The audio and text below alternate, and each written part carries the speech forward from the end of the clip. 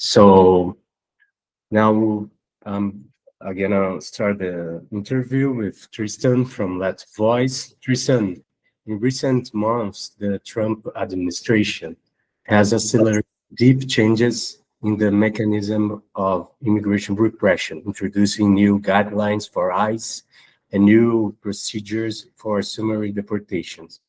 For those following this from the outside, it can be difficult to understand how this new apparatus is operating.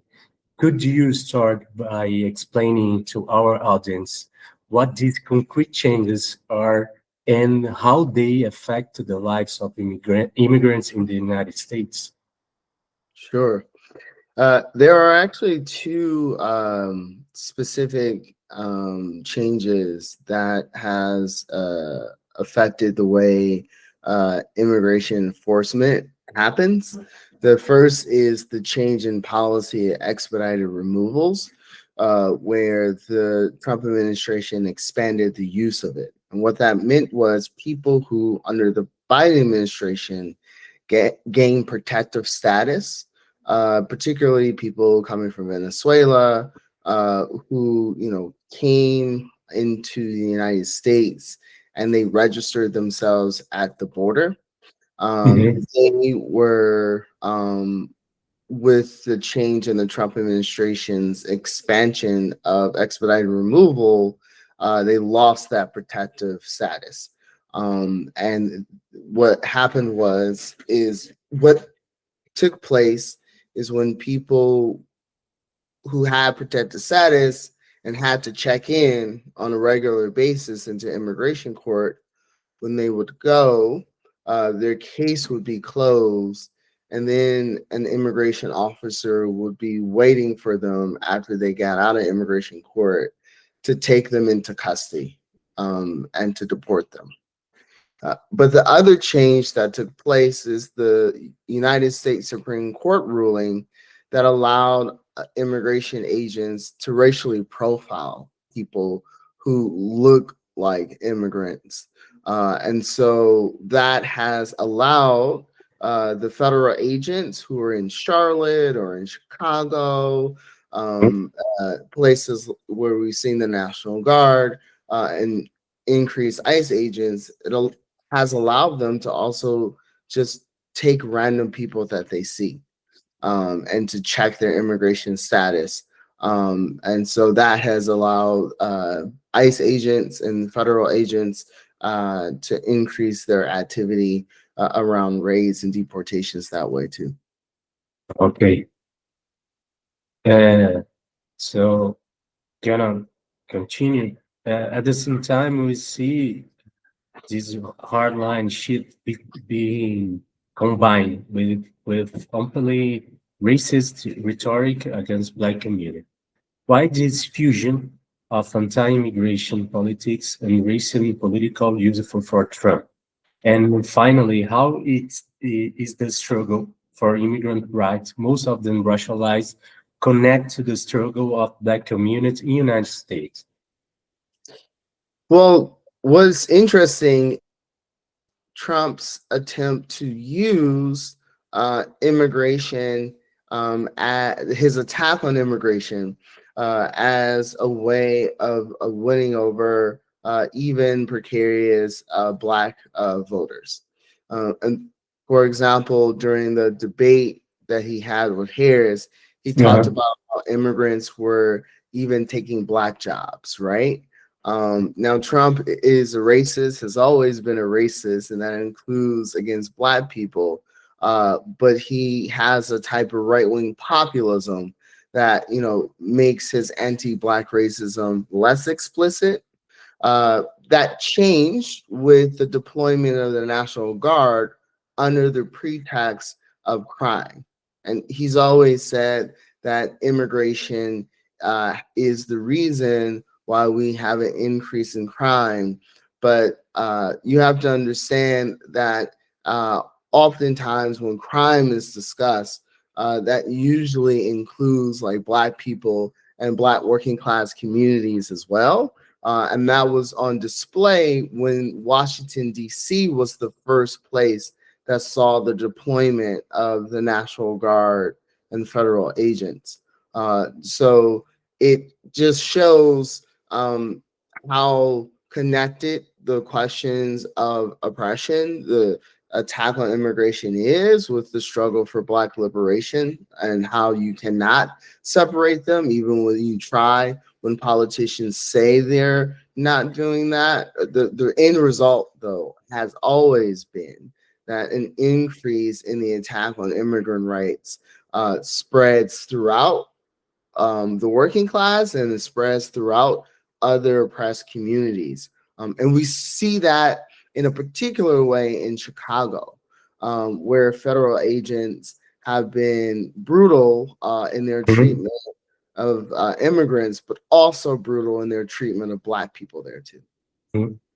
Okay.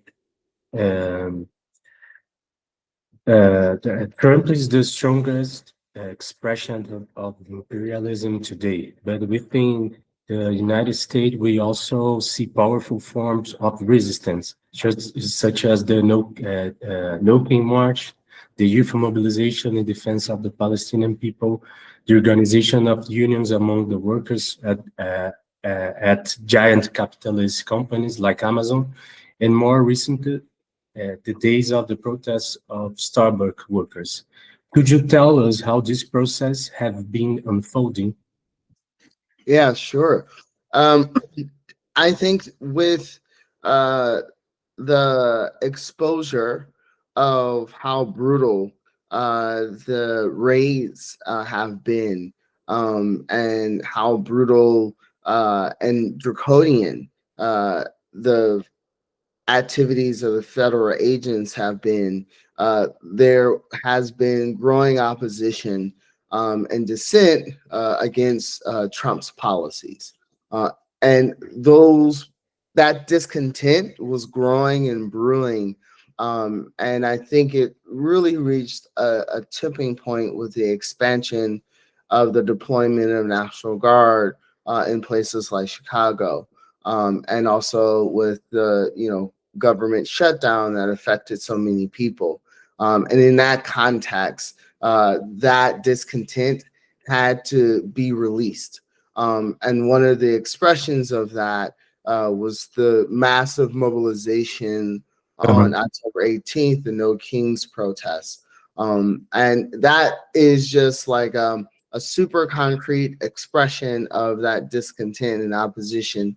And that has created, increased momentum that also, expressed itself in the elections in a positive way. When I say positive, I mean in a way that people were enthusiastic about with the Mamdani campaign in New York, but in a less positive way, which is not excitement of the candidates, but more opposition to the Republicans in the gubernatorial elections in Virginia, and also New Jersey. And the Starbucks workers on strike, and it again is a symptom of people's increase in class consciousness too, and connecting the dots between Trump's authoritarian tax on democratic rights versus his attack on workers' rights. And that was also on display with the government shutdown and the way that he was going after federal workers.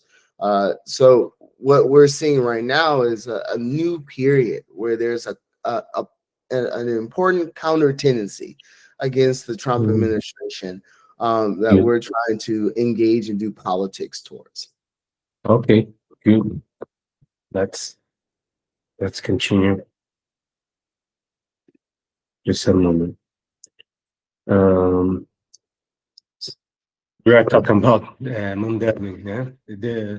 His recent victory in New York is part of this process of resistance against Trump and also against the Democratic establishment. If you can talk about it, we wanted to. And can you tell us about his election and the phenom he represents, included its potential and its limits? Yeah, I think what Zoran campaign represent is not just a campaign around affordability, which was the main issue for New Yorkers, and quite frankly, for working class people all across the country, but in particular New York, where there's like a crisis for housing and affordability. But what he also represented is the reality that you can have such politics that challenge affordability with politics that were pro-Palestine, right? With politics that spoke to democratic rights. The problem with Mamdani as a candidate, as a politician, is the way in which he's already practically began to limit some of the very progressive sentiment that his campaign expressed. One example of that is his apology to the New York Police Department for calling them racist. Another, his decision to keep on the police commission, one of the richest people in New York. And we also see some of those limitations express itself in the recent decision for him to reject a DSA member who's currently city council in New York, trying to replace Hakeem Jeffries, who's a U.S. representative, who's a centrist Democrat. So we're already seeing him, make a bunch of decisions moving more to the center. But that has stressed the fact that his base was always to the left of him. And his base are working class youth who, were radicalized through their experience with Black Lives Matter, radicalized through the COVID pandemic, radicalized through the movement and solidarity with Palestine. And so for that base, they're totally open, not only to like socialism, not, fully developed socialist program, but like socialist politics. And they're seeking a kind of radical transformation of society that, really opens up space for us to fight for a mass socialist party that takes up the greatest aspects of the program that Mamdani ran on. Very good. Samina.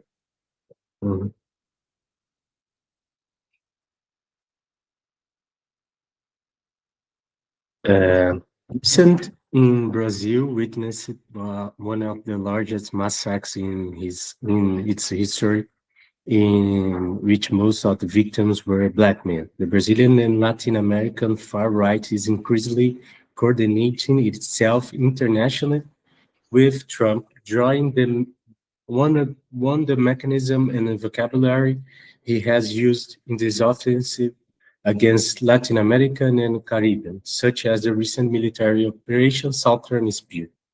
How do you see the transnational connection between far-right movements, and what role does Trump's agenda play in shaping and legitimizing this regional escalation of racist and militarized violence? Yeah, I mean, you actually see it quite explicitly in even the language that Castro used in justifying the massacre in Rio, which is the language of going after narco terrorists, right? That is the language that Trump is using, and that itself is just an extension of the racist language that he's using to attack democratic rights in the United States too.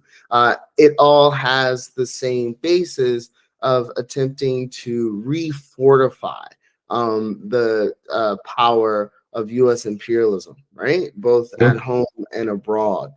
In the context of growing competition, in particular with China, Trump is trying to, through force, like reassert U.S. hegemony. And because it is in a weaker position. It has to rely more and more on these militarized methods, and also or in the case of Argentina, the method of openly bribing the whole country on the basis of offering a bailout, but only if Milei is in office, right? So we see how like that super reactionary program it is aimed at coalescing, far right politicians who are prepared to like carry out Trump's plan, and in fact it opens up space for those politicians. And my understanding, in Brazil, it kind of gave space back to the right wing that they had lost, as a way of signaling to Trump and to U.S. imperialism that there's a sector of the national bourgeoisie of these countries who are prepared to capitulate to U.S. imperialism. So let's go. Given this scenario, the international organization of the working class, youth, and the socialist left becomes even more crucial. Could you comment a bit of the internationalist and anti-imperialist meeting organized by FT, in which you will be participating? No, absolutely. I'm excited for it. And the things that we just talked about shows why the fight against racism, the fight against oppression, the fight for the working class is an internationalist fight.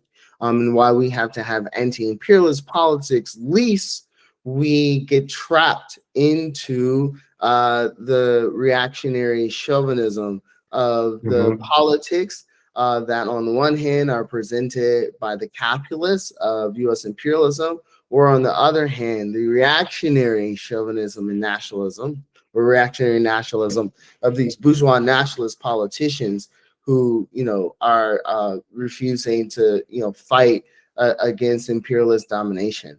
And it requires not only an exchange of ideas, but like a deep coordination of united struggle that can only take place through the struggle to create an internationalist revolutionary party.